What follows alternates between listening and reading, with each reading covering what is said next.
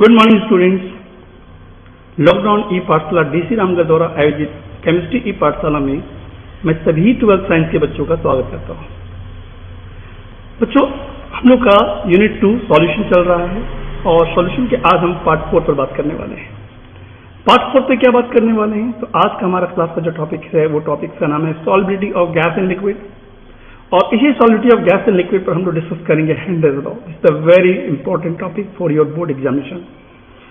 तो स्टूडेंट चलिए स्टार्ट करते हैं।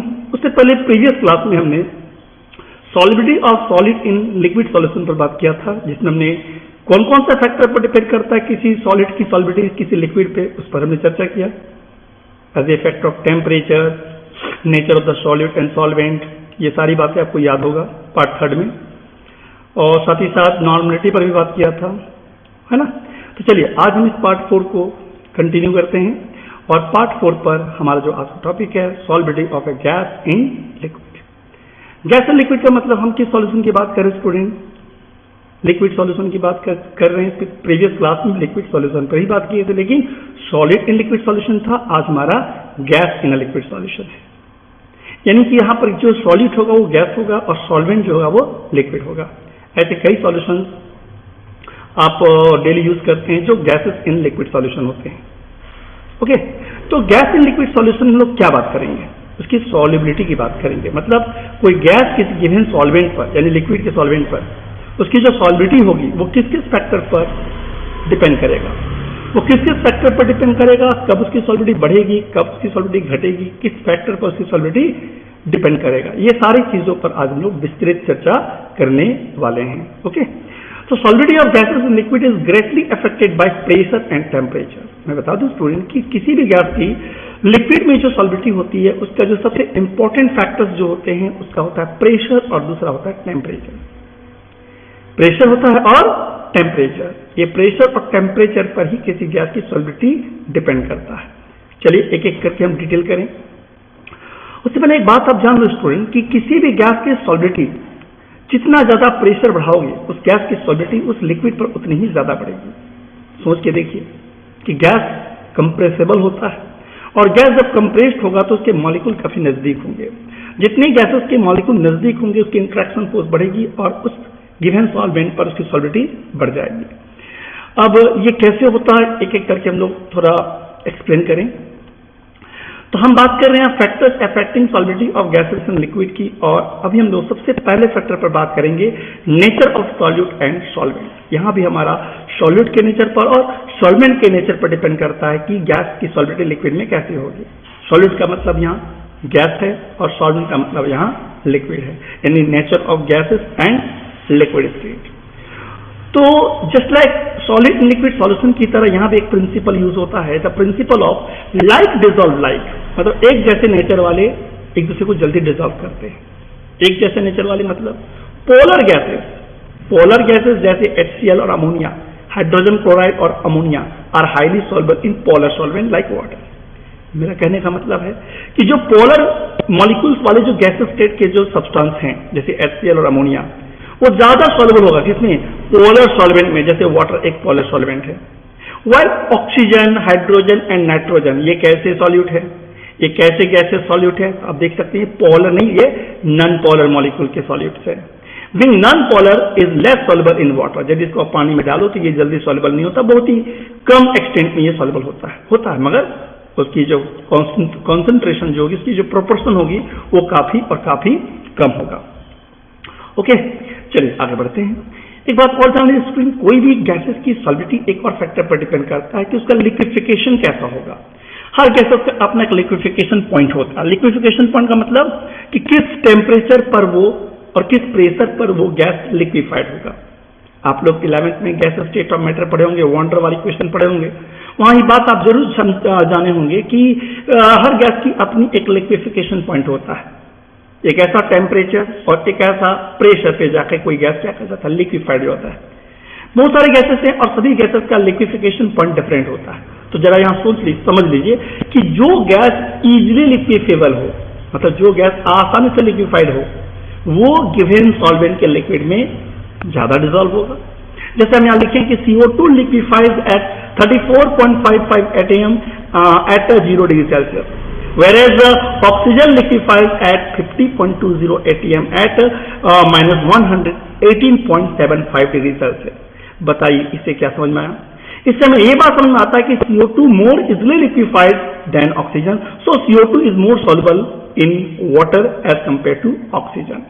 नहीं समझ में आया? देखिए यहां पर किसी भी गैस को यदि लिक्विड में क्या करना है, सॉल्युबल करना है, डिसॉल्व करना है, तो पहले आप उसको क्या करोगे, प्रेशर को बढ़ाओगे और टेम्परेचर को कम करोगे।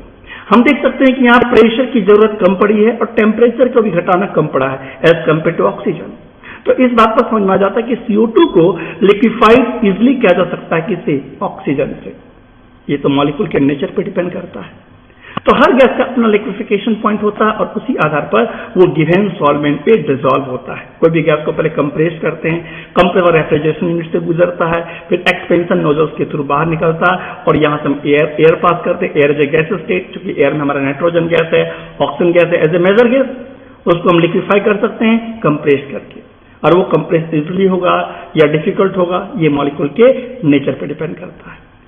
तो उम्मीद है आपको ये फैक्टर समझ में आ गया होगा। फैक्टर हमने क्या समझा कि nature of solid and solvent, हमने ये देखा कि लाइक डिसॉल्व लाइक, यदि कोई पोलर मॉलिक्यूल का कोई गैसेस है तो पोलर सॉल्वेंट में इजीली सॉल्वेबल होता है as compare to non polar solute, non polar gases molecules. Okay, और साथ ही साथ गैसेस के नेचर पर भी डिपेंड करता है कि वो गैसेस इजिली लिक्विफेबल है या डिफिकल्ट लिक्विफेबल है। ओके, नाउ इसी कारण से हमारा जो एक्वेटिक एनिमल्स होते हैं, जो हमारे जो सी वाटर होता है, उसमें ऑक्सीजन का प्रोपोर्शन बहुत ही कम होता है, क्योंकि ऑक्सीजन एक नॉन पोलर मॉलिक्यूल है और वाटर एक पोलर सॉल्वेंट है। समझ में आ गया? आगे बढ़ते हैं। Factors affecting solubility of gases in liquid में हमारा अगला factor student effect of pressure is the most important factor. किसी भी गैसेस की सॉल्विटी का सबसे इंपॉर्टेंट फैक्टर हम इसको मानते हैं इफेक्ट ऑफ प्रेशर। प्रेशर का इफेक्ट मतलब उसमें प्रेशर कैसा दिया जा रहा है। चलिए इसको डिटेल में करते हैं। Gases are highly compressible in nature, आपको तो मालूम है कि गैसेस काफी हाईली कंप्रेसिबल होता है, जो कि सॉलिड लिक्विड सॉल्यूशन में प्रेशर पर कोई डिपेंड नहीं करता उसकी सॉल्विटी। बोलिए क्योंकि सॉलिड तो आप जानते हैं कंप्रेसिबल नहीं होता, और जो कंप्रेसिबल नहीं होगा वो प्रेशर पर डिपेंड कैसे करेगा। तो gases are highly compressible nature, gases के मॉलिक्यूल काफी दूर दूर होते हैं, उसके एम्प्टी स्पेसेस काफी ज्यादा होता है, इसीलिए उसका कंप्रेसिबल नेचर ज्यादा होता है। इसी कारण से solubility of gases is greatly influenced by change of external pressure of the gas. Increase of external pressure increases the solubility of gas. बिल्कुल सही। इसी कारण से क्या होता है, गैसेस काफी प्रभावित होता है एक्सटर्नल प्रेशर के चेंज होने से, और इंक्रीज ऑफ एक्सटर्नल प्रेशर यानी कि जितना ज्यादा आप एक्सटर्नल प्रेशर को बढ़ाओगे उसकी सॉल्विटी गैस की उतनी ज्यादा बढ़ेगी। ओके, जैसे आप देख सकते हैं कि ये दो गैसेस के सिलेंडर्स है, ये लिक्विड हमारा सॉल्वेंट है और ये गैसेस के मॉलिक्यूल्स है। यहाँ P1 प्रेशर हम मान लेते हैं और यहाँ P2 एज ए पिस्टन। इस पिस्टन पे प्रेशर P1 है, एटमॉस्फेरिक प्रेशर भी मान सकते हैं आप यहाँ पर, और हमने यहाँ के प्रेशर को एटमॉस्फेरिक प्रेशर से थोड़ा बढ़ा दिया। आप सोचो जरा सा, चूंकि हमने कहा गैस कंप्रेसिबल है, गैसेस के स्पेसेस एक दूसरे के काफी नजदीक नहीं होते, काफी खाली स्पेसेस होते हैं, इसलिए उसको हम आसानी से प्रेशराइज कर सकते हैं, कंप्रेस कर सकते हैं। जब ये कंप्रेस होगा तो स्टूडेंट बताओ क्या होगा, ये गैसेस के मॉलिक्यूल एक दूसरे के नियरेस्ट होंगे, और यानी कि एक टेम्परेचर कंडीशन सही हो और प्रेशर कंडीशन सही हो तो गैसेस क्या हो जाएगा, लिक्विफाइड हो जाएगा, और यहाँ more and more gases molecules are dissolved as compare to this pressure. Okay, क्योंकि हम यहाँ मान रहे हैं कि P2 pressure is more than P1। तो ओवरऑल हम लोग को यहाँ ये बात समझ में आता है कि जितना ज्यादा आप एक्सटर्नल प्रेशर अप्लाई करोगे, बढ़ाओगे, उतने ही ज्यादा गैसेस के मॉलिक्यूल्स गिवन लिक्विड सॉल्वेंट पे सॉल्विटी उसकी क्या हो जाएगी, इंक्रीज कर जाएगी। ओके, नाउ इस कॉन्सेप्ट को सबसे पहले हमारे विलियम हेनरी ने ऑब्जर्व किया। विलियम हेनरी ने एक लॉ दिया जिस लॉ को कहते हैं हम लोग Henry's law. This is the most important topic, हमने थोड़ी देर पहले कहा था। चलिए इस लॉ को समझते हैं, हेनरीज का क्या ऑब्जर्वेशन है और हेनरीज ने क्या स्टेटमेंट दिया। हेनरीज लॉ का क्या स्टेटमेंट दिया, अभी हमने जो कहा कि प्रेशर के बढ़ने पर किसी गैस की सॉल्विटी बढ़ती है, तो हेनरीज लॉ ने क्या किया, एक क्वांटिटेटिव रिलेशन दिया किसके बीच, प्रेशर और सॉल्विटी ऑफ गैस के बीच, यानी कितना प्रेशर पर कितना गैस सॉल्युबल होगा, उसमें एक रिलेशन फाइंड किया।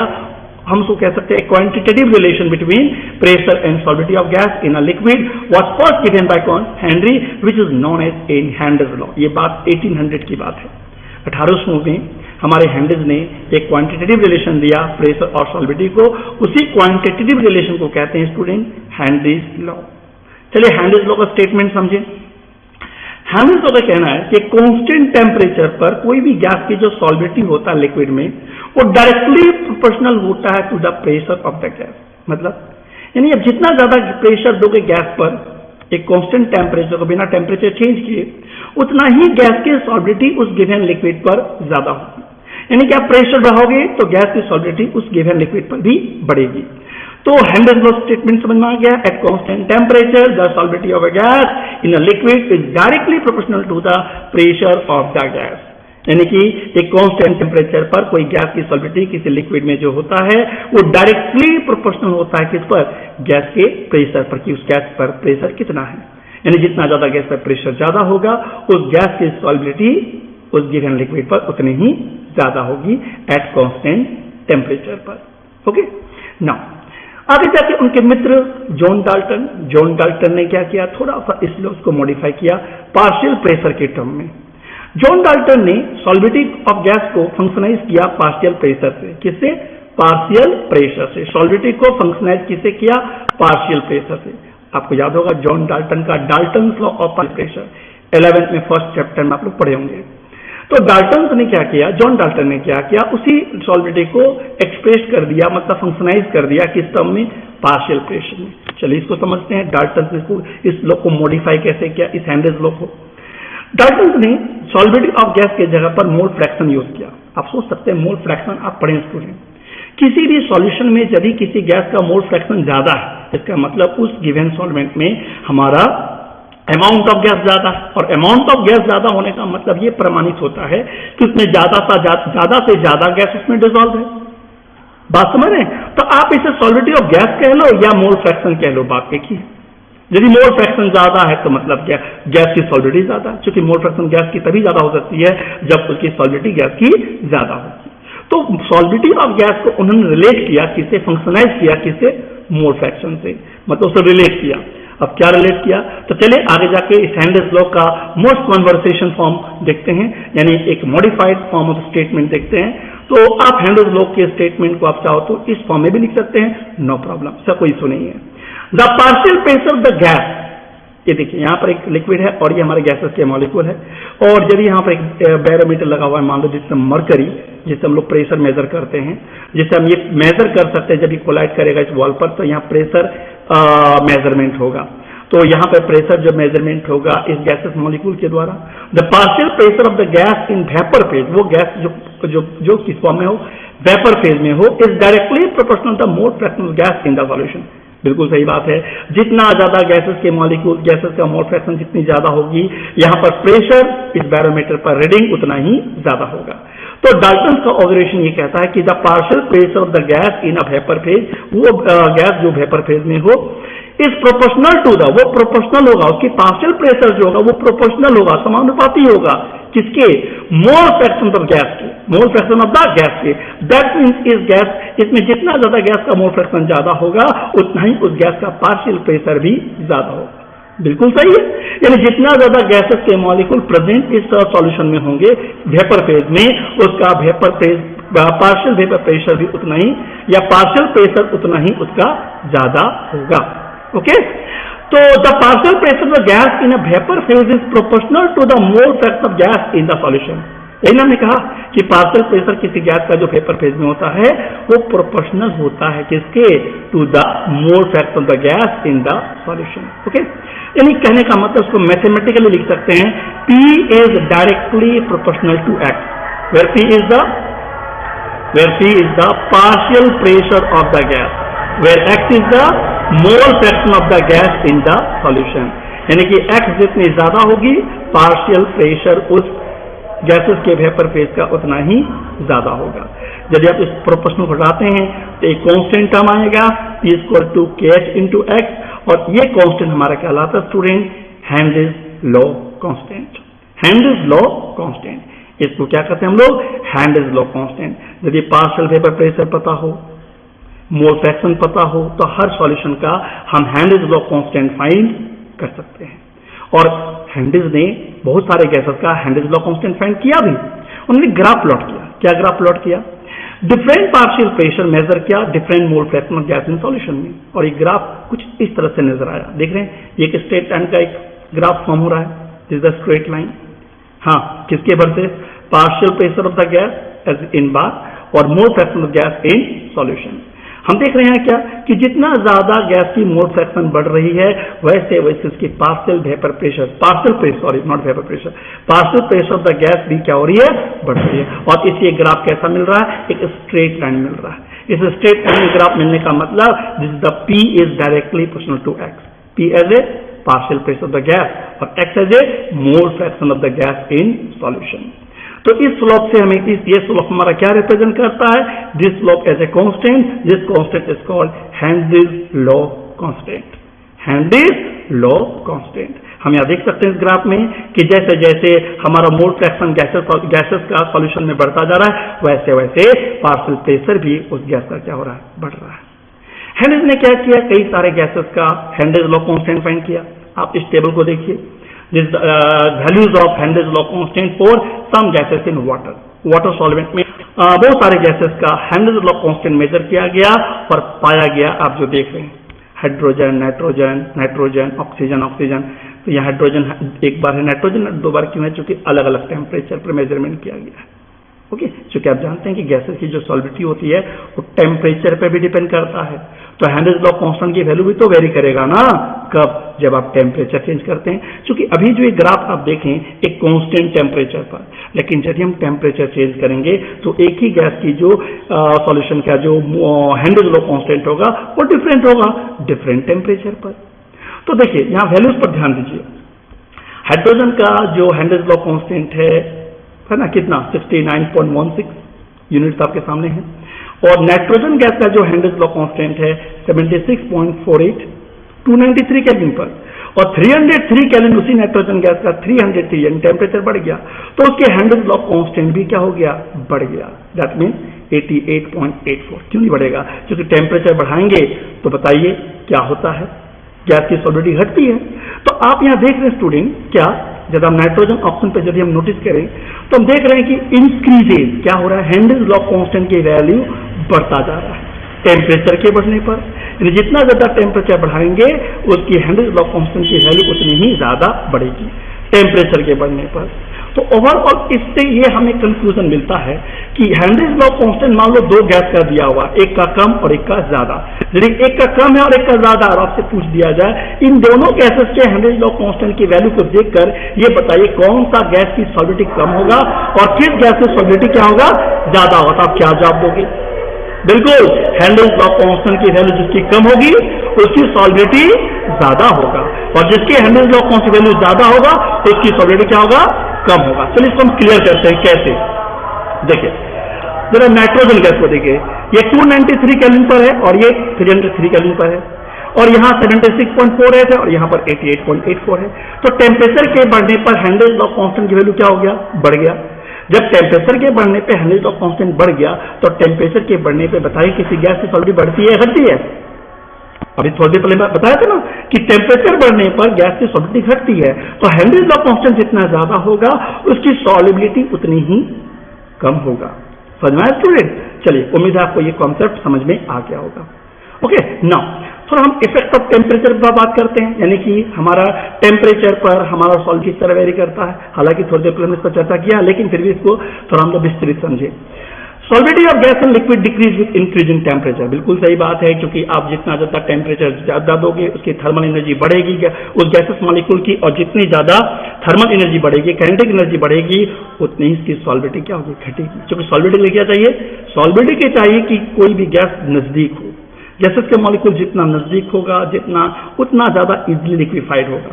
लेकिन हम टेम्परेचर बढ़ाकर क्या करते हैं? उसकी थर्मल एनर्जी को क्या कर रहे हैं? बढ़ा रहे हैं, उसको दूर दूर मॉलिक्यूल को ले जा रहे हैं। तो आप समझ सकते हैं कि टेम्परेचर के बढ़ने पर किसी गैस की सॉलिबिलिटी किसी लिक्विड में क्या होता है? घटता है।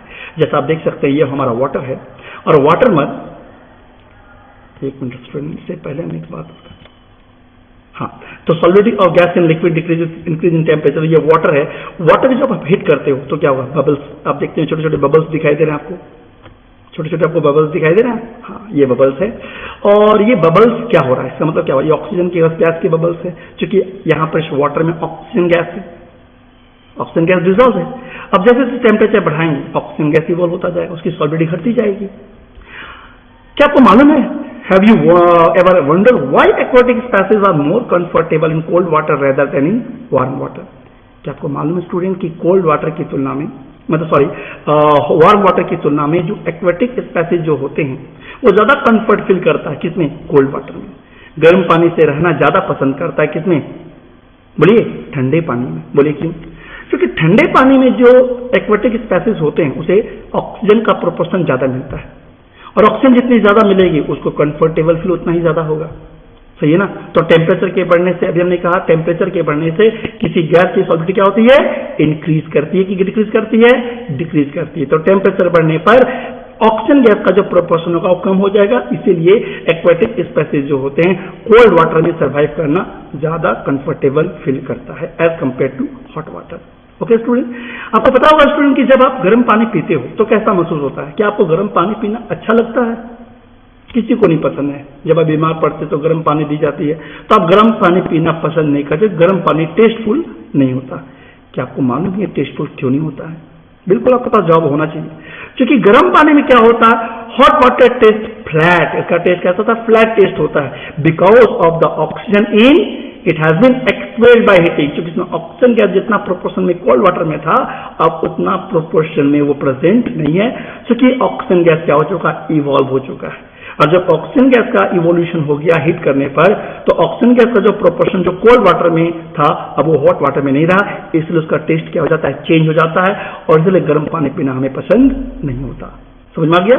तो ऑक्सीजन गैस में कमी हो जाती है हीट करने पर, इसीलिए इसका टेस्ट चेंज हो जाता है। ओके, नाउ एक हम बीच में एक बात बताना भूल गए, एप्लीकेशन ऑफ हेनरीज लॉ। थोड़ा सा हम फिर हेनरीज लॉ पर आते हैं। अभी हेनरीज लॉ ने कहा कि partial pressure of the gas जो होता है वो गैसेस के मोल फ्रैक्शन के डायरेक्टली प्रोपोर्शनल होता है।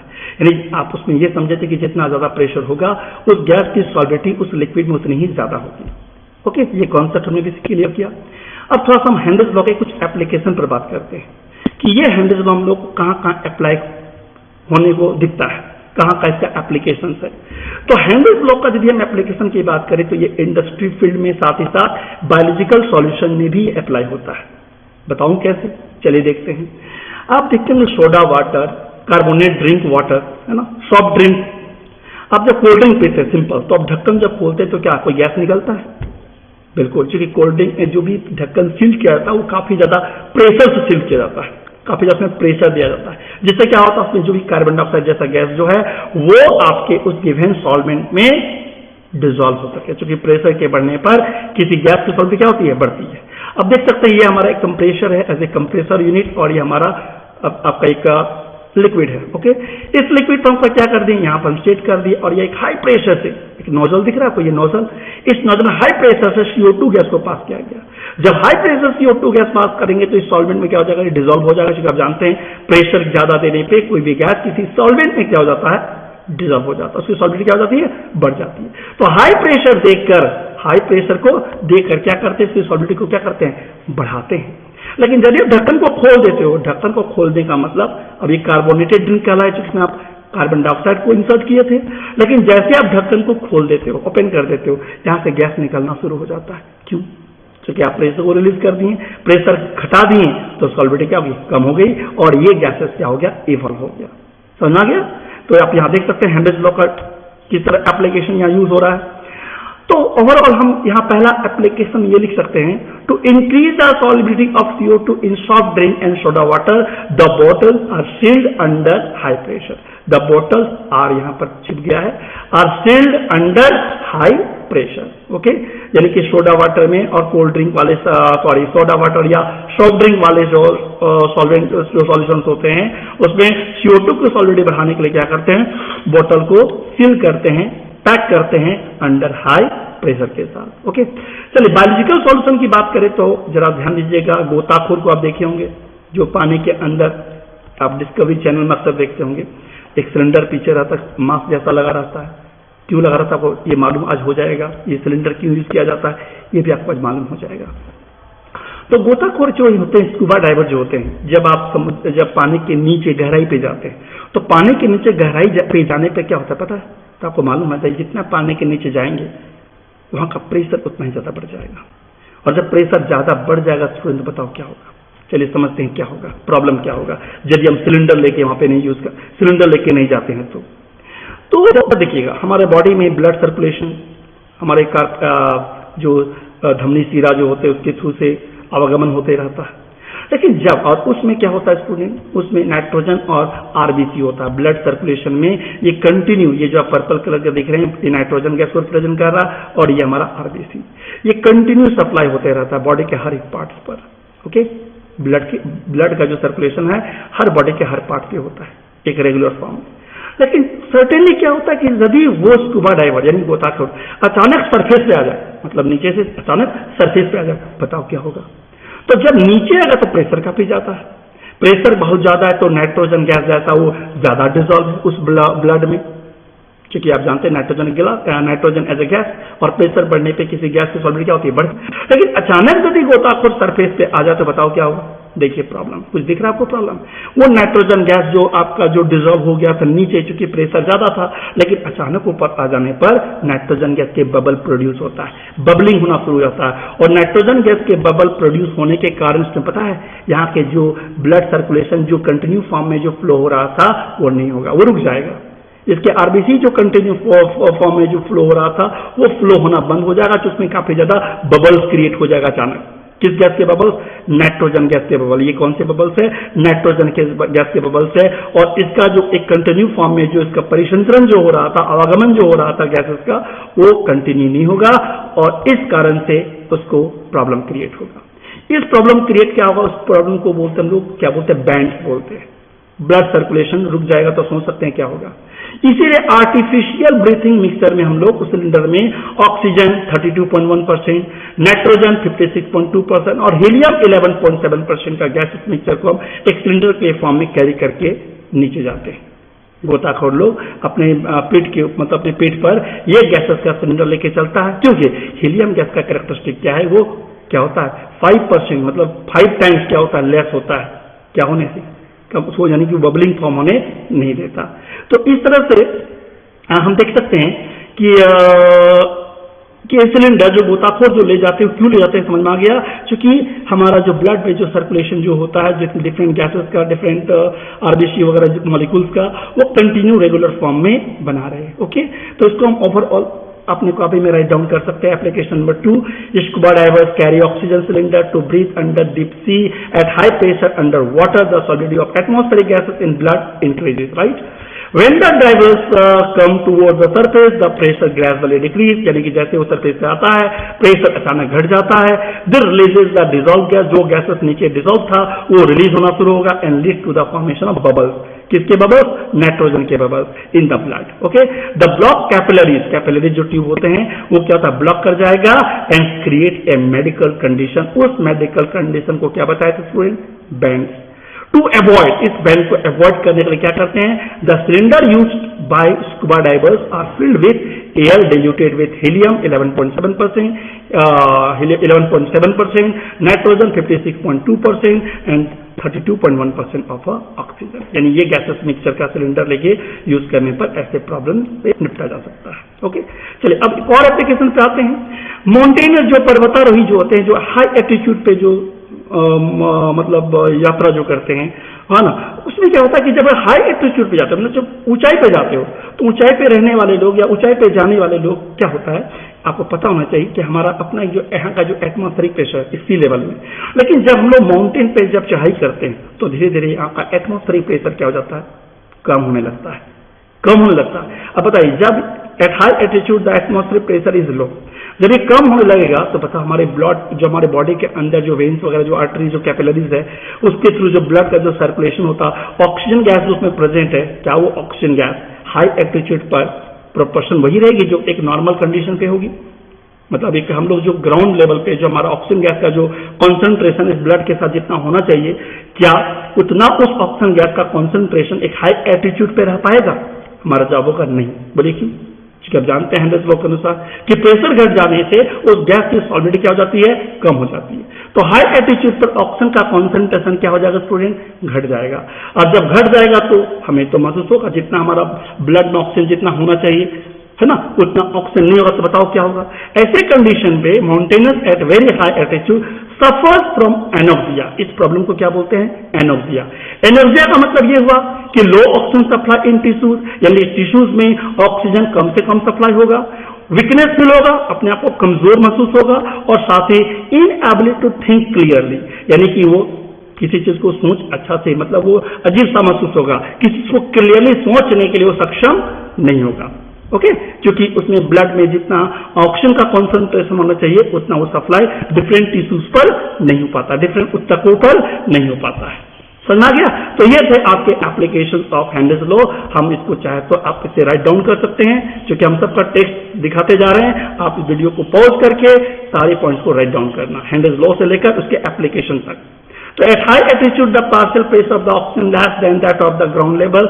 This leads to low concentration of oxygen in the blood and tissues of the people living at high altitude or climbers. Low blood oxygen causes climbers to become weak and unable to think clearly. This condition is known as क्या? Anoxia. इस condition को क्या बोलते हैं हम लोग? Anoxia बोलते हैं। उम्मीद है आपको यह एप्लीकेशन आपको बहुत बढ़िया से क्लियर हो गया होगा, और उम्मीद है आपको हेंड्स लॉ भी बहुत बढ़िया से क्लियर हो गया होगा।